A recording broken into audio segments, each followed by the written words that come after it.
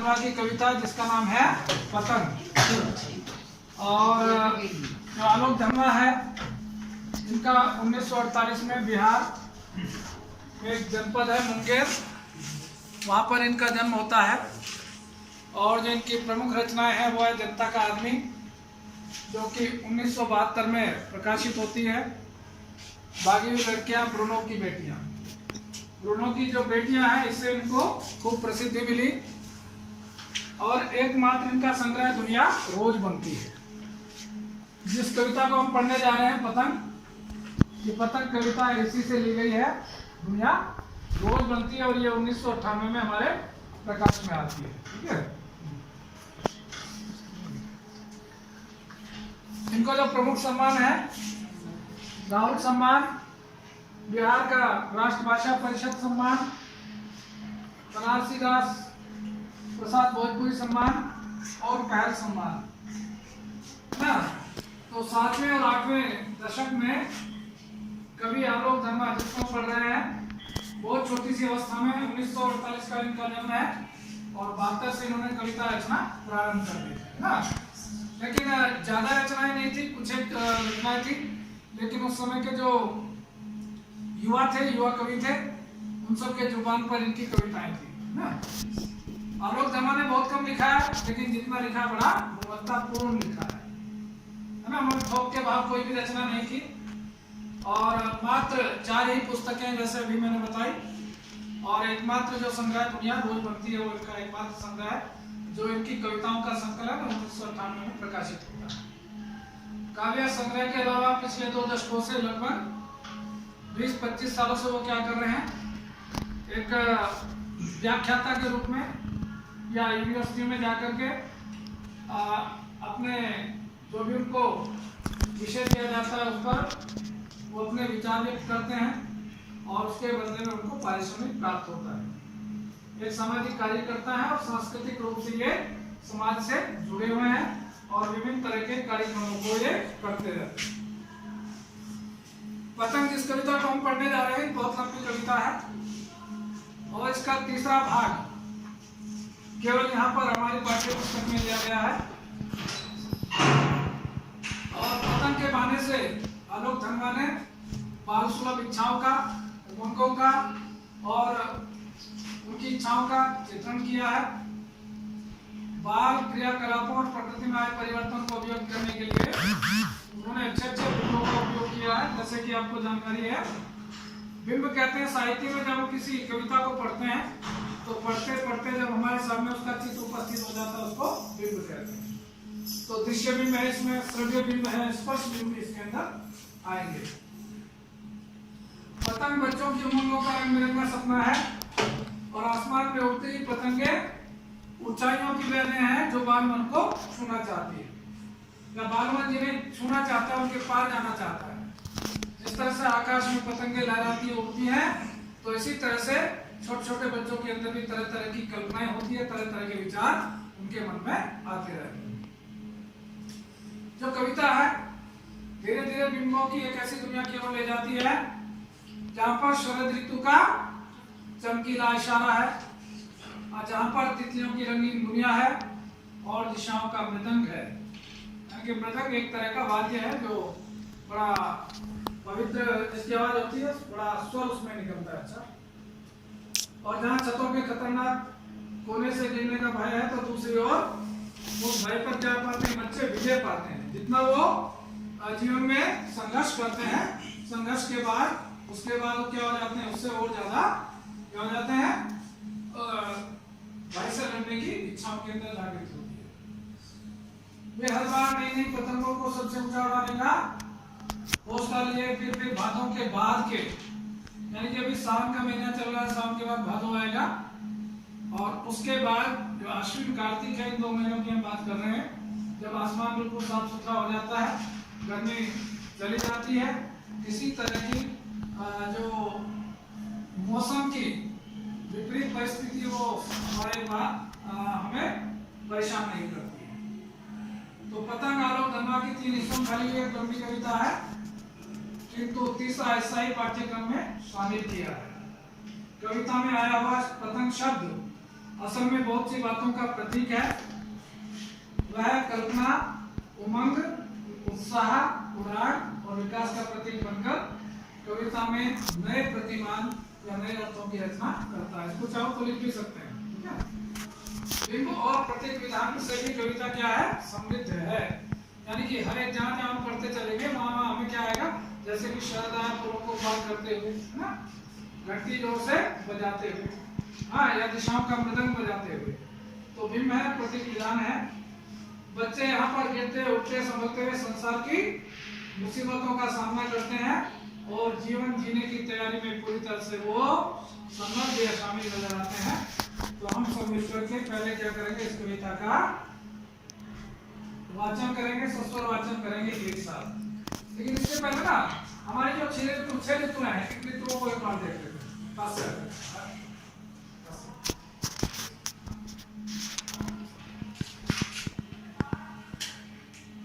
हम तो यहाँ पर बात करेंगे और शरद ऋतु की बात करें जो कि अक्टूबर से नवंबर के मध्य में।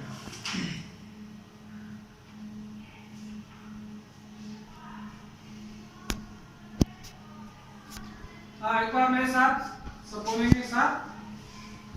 सबसे तेज बौछारे गई भादो गया, सबसे तेज बौछारे गई भादो गया, सवेरा हुआ, सवेरा हुआ, खरगोश की आंखों जैसा लाल सवेरा, खरगोश की आंखों जैसा लाल सवेरा, शरद आया पुलों को पार करते हुए, शरद आया पुलों को पार करते हुए, अपनी नई चमकीली साइकिल तेज चलाते हुए, अपनी नई चमकीली साइकिल तेज चलाते हुए, घंटी बजाते हुए जोर जोर से, घंटी बजाते हुए जोर जोर से, चमकीले इशारों से बुलाते हुए, चमकीले इशारों से बुलाते हुए, पतंग उड़ाने वाले बच्चों के झुंड को, पतंग उड़ाने वाले बच्चों के झुंड को, बच्चों के फोटो भी आने चाहिए,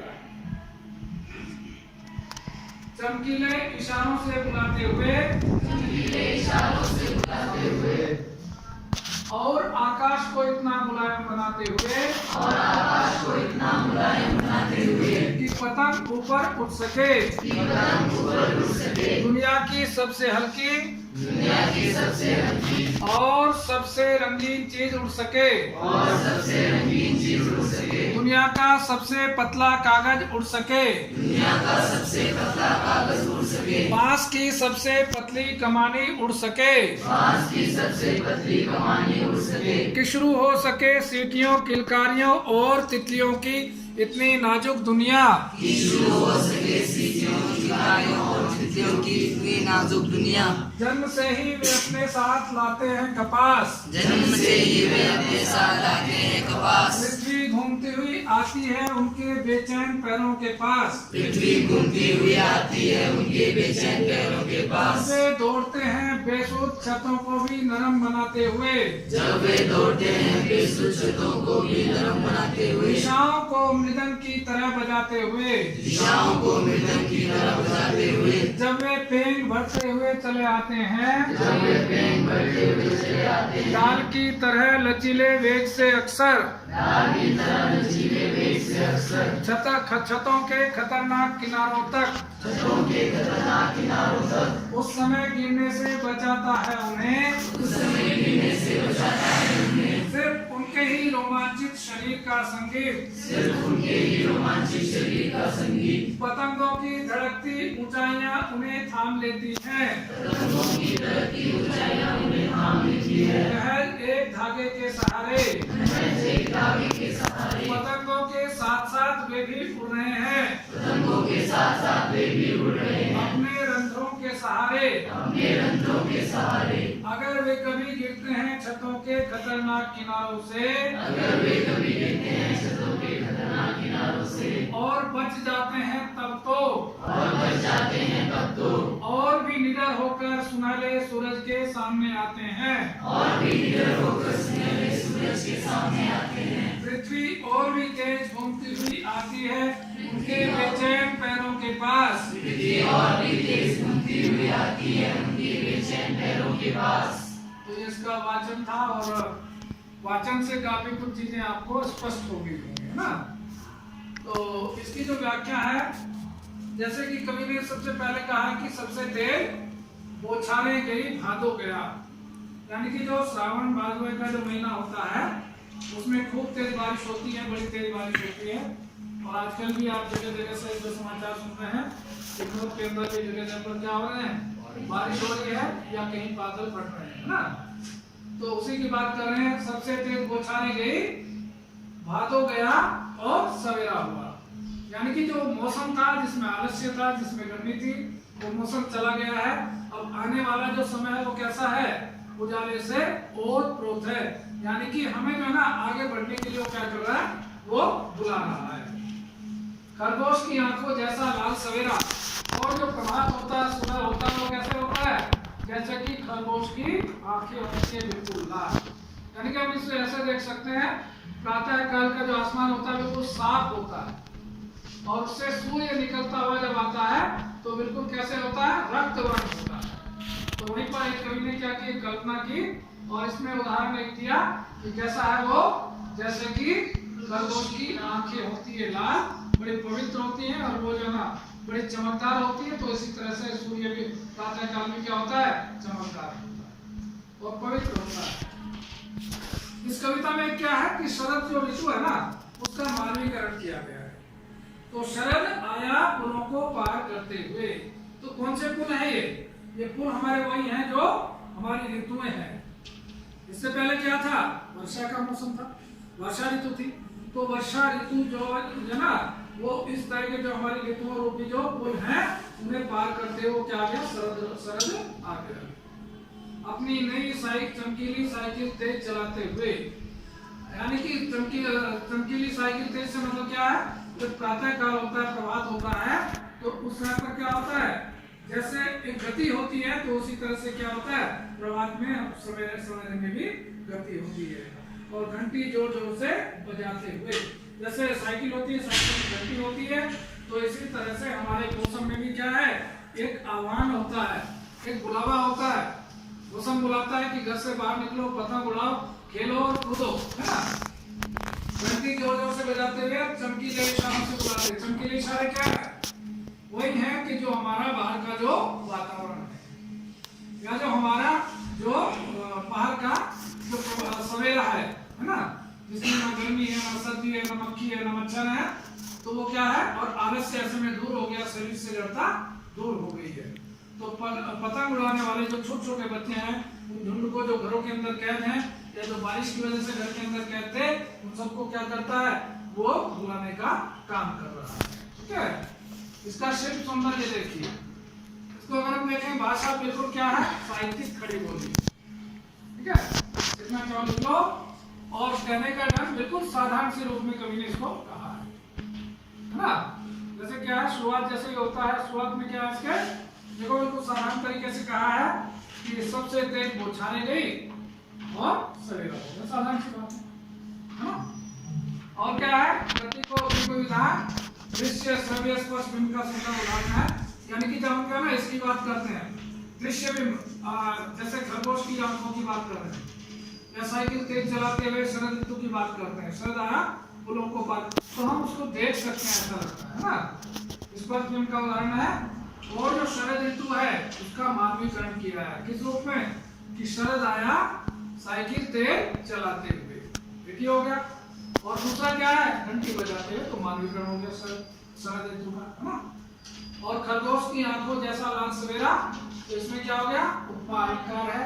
और एक शब्द आया है, घंटी जोर जोर से बजाते हुए, कोई भी शब्द एक से अधिक बार आए तो उसको हम क्या कहते हैं, पुनरुक्ति प्रकाश कहते हैं। तो इसमें पुनरुक्ति प्रकाश बताया गया है। सावन और भादों के बाद जो प्रकृति में परिवर्तन आते हैं, तो उन परिवर्तन यानी कि प्राकृतिक जो परिवर्तन है, उन परिवर्तनों को यहाँ पर बताया गया है। इससे संबंधित देखो कुछ चित्र है ना, खरगोश है, बच्चे निकल आएगा, है ना।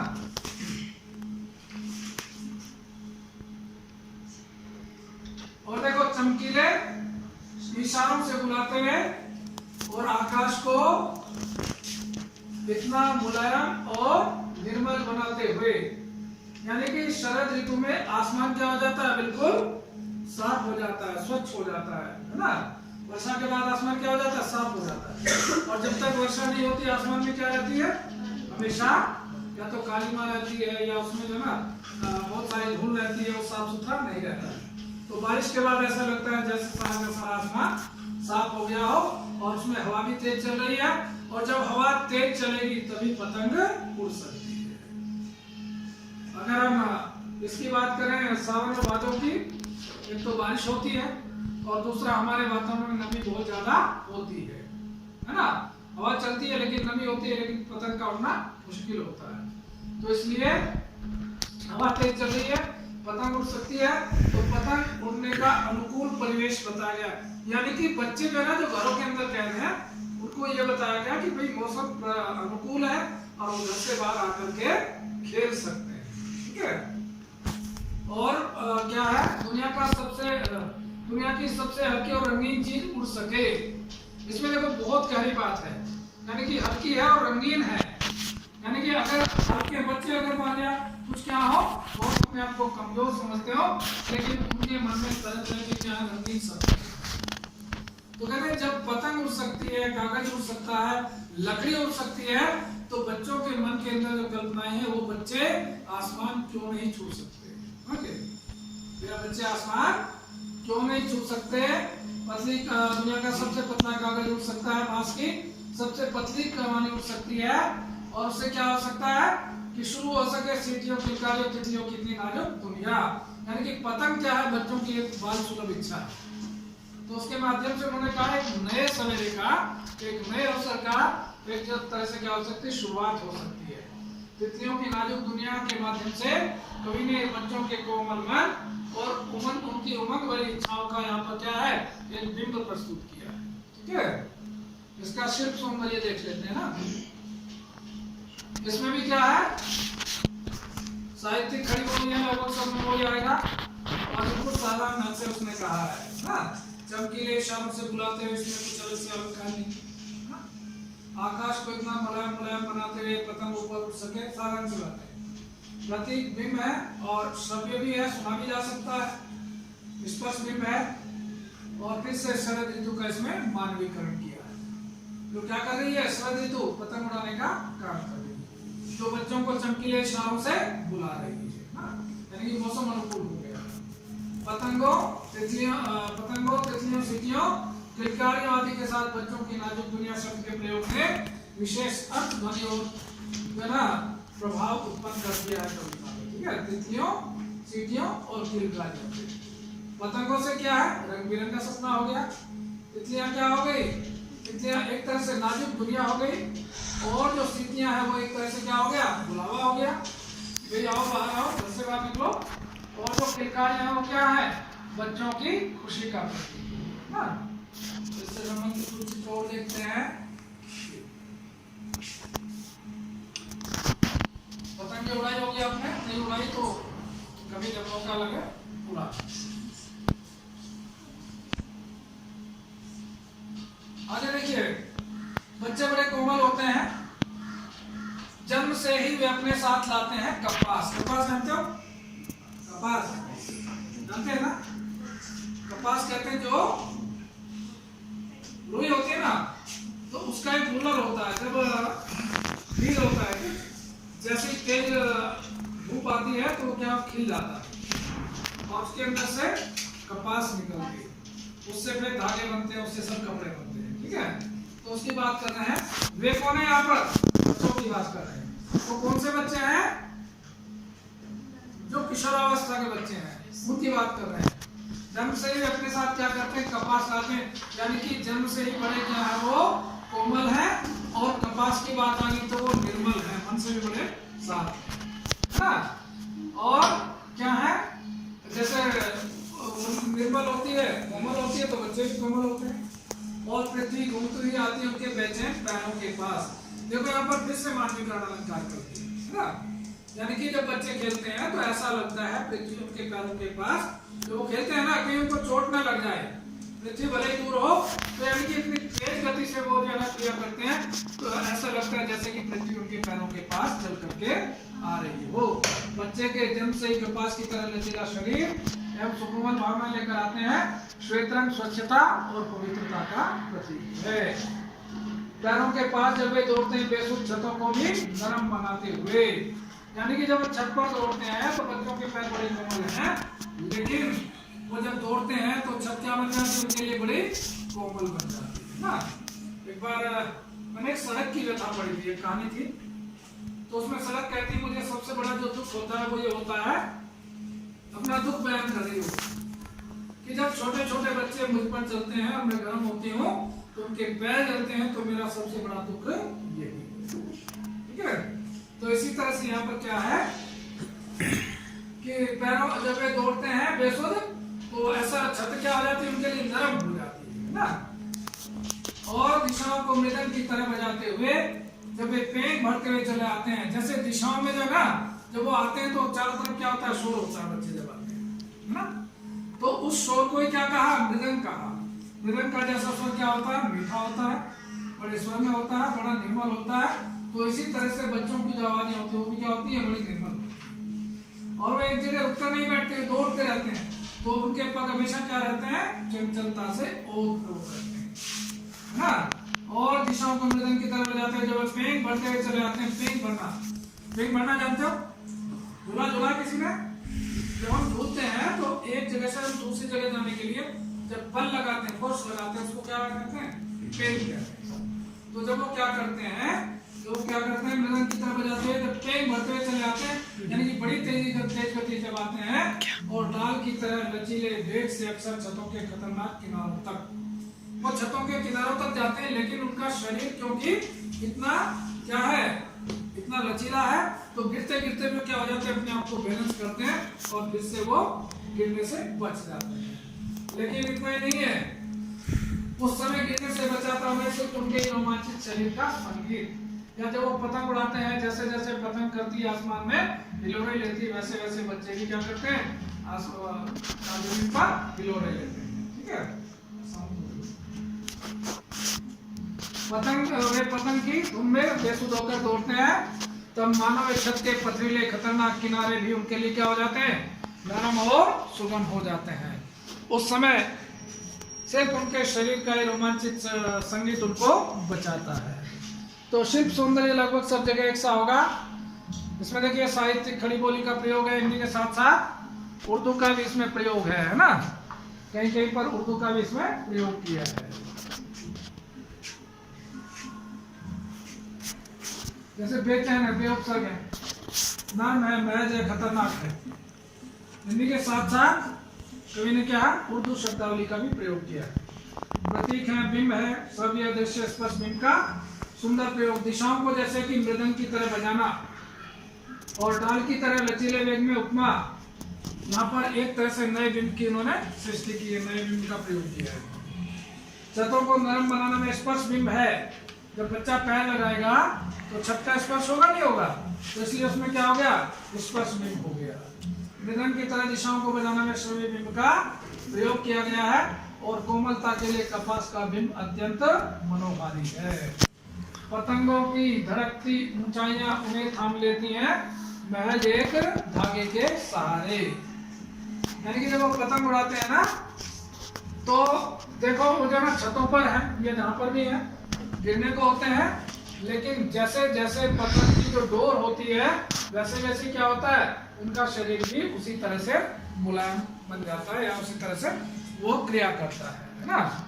महज एक धागे के सहारे पतंगों के साथ साथ वे भी उड़ रहे हैं। जैसे आसमान में पतंग उड़ रही है, वैसे वैसे जमीन पर वो भी क्या कर रहे हैं, इधर से उधर जा रहे हैं, उधर से इधर जा रहे हैं, या छतों पे इधर से उधर जा रहे हैं, उधर से इधर जा रहे हैं, इसके सहारे, रंगों के सहारे ना। अगर वे कभी गिरते हैं छतों के खतरनाक किनारों से बच जाते हैं, तो और भी निडर होकर सुनहरे सूरज के सामने आते हैं। कई बार क्या होता है, वो पतंग उड़ाते गिर जाते हैं, दौड़ते हुए गिर जाते हैं, या छतों से गिर जाते हैं, तो कहते हैं गिरने के बाद भी क्या होता है, उनको चोट नहीं लगती। क्यों नहीं लगती है, क्योंकि वो बड़े होते हैं, वो तुरंत रुक जाते हैं ना। और मान लिया एक बार गिर गए तो दूसरी बार क्या होगा, उनसे फिर वो अरे गिरने से कुछ नहीं होगा।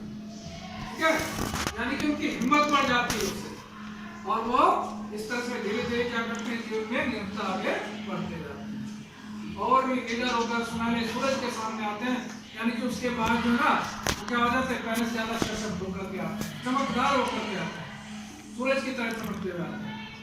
और पृथ्वी तेज घूमती है तो इनके बेचैन पैरों के पास जैसे